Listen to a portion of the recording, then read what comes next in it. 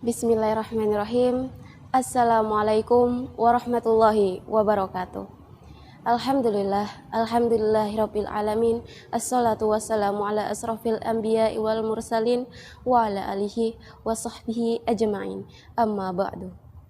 Rabbi israh li sadri wa yassir li amri wahlul 'uqdatam min lisani yafqahu qawli. Puji syukur kehadirat Allah Subhanahu wa Ta'ala, yang dimana berkat rahmat, hidayah, serta inayahnya kita semua kembali dapat berkumpul bertemu dengan Ramadan di tahun ini. Salawat dan salam kepada sang junjungan yang menjadi rahmat bagi seluruh alam, tauladan terbaik sepanjang zaman, Rasulullah Muhammad sallallahu alaihi wasallam. Allahumma sholli ala sayyidina Muhammad wa ala ali sayyidina Muhammad. Teman-teman sekalian, tentunya kita pernah merasakan difitnah ataupun melihat suatu kejadian seseorang difitnah. Di sini saya ingin menyampaikan suatu sikap sejarah yang keren banget, yang dimana ini dari sikap sejarah dalam menyikapi fitnah oleh keluarga Abu Ayyub Al-Ansori, orang-orang Ansor yang pertama masuk Islam dan rumahnya dijadikan sebagai Masjid Nabawi sekarang ini. Teman-teman sekalian, sebuah kisah dari Abu Ayyub ini ketika ia hendak pulang ke rumah bertemu dengan istrinya nih. Lalu apa kata dia? Mah, udah denger gak ceritanya si Aisyah?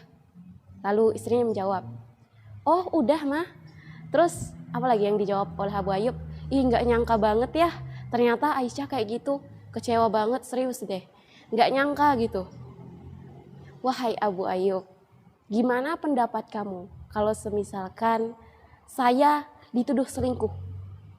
Oh gak mungkin lah, kamu kan istri yang soleh, yang solehah, yang patuh sama saya kan. Kemudian juga kamu istri yang taat kepada Allah juga. Kamu gak mungkin kan melakukan itu. Kamu sayang kan sama saya? Iya, kata istrinya. Kemudian istrinya kembali bertanya, lalu bagaimana pendapat kamu kalau semisalkan kamu dituduh selingkuh? Oh gak mungkin lah, saya takut sama Allah. Saya itu takut banget sama Allah. Gak mungkin saya melakukan hal itu.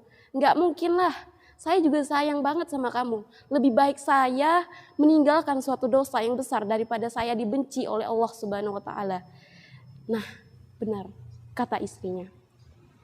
Begitu pula Aisyah dan Sofwan. Wahai Abu Ayyub, sesungguhnya Aisyah lebih solehah daripada saya. Jika saya saja kamu pikir gak mungkin melakukannya kan? Apalagi si Aisyah. Aisyah itu lebih solehah daripada saya. Dan Sofwan lebih soleh daripada kamu. Jika kamu pikir kamu saja gak mungkin melakukannya, apalagi si Sofwan. Maka di sini perspektif yang husnuzonnya sangat baik terhadap Allah dan terhadap saudari dan saudaranya. Kemudian satu sikap sejarah yang keren banget daripada ini, apa itu? Sikap sejarah seseorang yang mendapatkan fitnah, yang mendapatkan hoaks itu. Siapa itu? Bunda Aisyah radhiyallahu an. Apa katanya ketika Rasulullah mendatanginya? Saat itu Rasulullah mendatanginya ke rumah Abu Bakar menemui si Aisyah. Lalu di sini Rasulullah ingin tabayun, apakah benar berita yang diceritakan orang-orang tersebut? Lalu Rasulullah bertanyalah, wahai Aisyah, bagaimana pendapat kamu mengenai cerita yang orang-orang sebarkan? Lalu apa yang Aisyah jawab? Ya Rasulullah, jika aku katakan bohong, sungguh pasti engkau tak percaya, karena orang-orang telah mengetahui apa gosip itu. Lalu Rasulullah pun bertanya kepada Aisyah, ya Aisyah, apakah kamu sudah mendengar desas-desus ataupun cerita-cerita orang-orang mengenai kamu? Lalu Aisyah pun menjawab, sudah ya Rasulullah. Lalu apa kata Rasulullah? Bagaimana pendapat kamu? Lalu Aisyah pun menjawab, ya Rasulullah, jika aku katakan bohong, mungkin Rasulullah tak akan percaya. Tapi Allah Maha tahu bahwa aku tidak melakukannya. Namun jika aku katakan benar, Rasulullah pasti percaya. Karena orang-orang membicarakan hal itu. Tapi Allah Maha tahu bahwa aku tidak melakukannya. Maka ya Rasulullah, Saya tak akan mengatakan apa-apa untuk membela diri, dan saya memilih untuk bersikap seperti Yakub ketika kehilangan Yusuf. Apa itu, teman-teman sekalian? Diam dan bersabar. Aisyah berkata, aku akan bersabar dengan sabar yang baik, dan aku akan menceritakan kesedihanku hanya kepada Allah Subhanahu wa Ta'ala. Maka teman-teman sekalian, hikmah yang dapat kita ambil dari kisah menyikapi sebuah fitnah.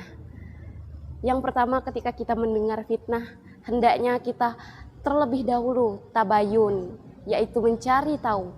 Lebih baik kita mencari 1000 kata-kata untuk saudara kita, untuk membelanya, daripada kita harus harus percaya dengan suatu fitnah. Kemudian yang kedua, selain tabayun adalah ketika kita menjadi seseorang yang mendapatkan fitnah, hendaknya kita bersabar dan diamlah. Cukup klarifikasi satu kali dan diam. Kemudian serahkanlah kepada Allah Subhanahu wa Ta'ala apa yang menjadi beban di dalam hidup kita. Sekian dari saya. Mohon maaf jika ada kesalahan kata maupun kekurangan. Wabillahi taufik wal hidayah. Wassalamualaikum warahmatullahi wabarakatuh. Ramadan, Ramadan, Ramadan ya Habib. Ramadan, Ramadan, ليتك دوما